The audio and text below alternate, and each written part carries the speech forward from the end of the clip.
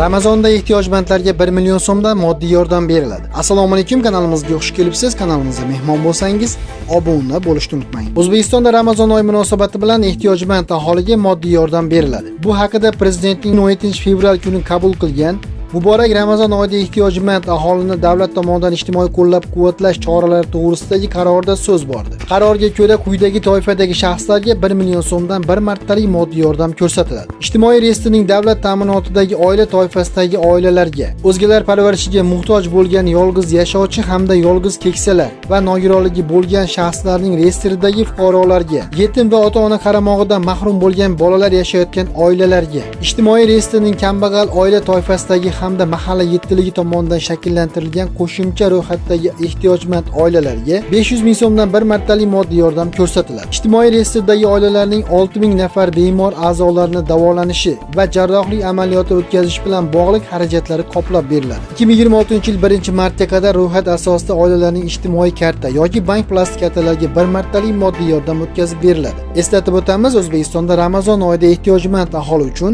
Vaqf xayriya jamoat fondiga 750 milliard so'm hamda ijtimoiy himoya milliy agentligi orqali 300 milliard so'm ajratilishi haqida xabar bergan edik. Barchangizga kirib kelayotgan Ramazon oyi muborak bo'lsin deya ushbu videomizni yakunlaymiz. E'tiboringiz uchun rahmat.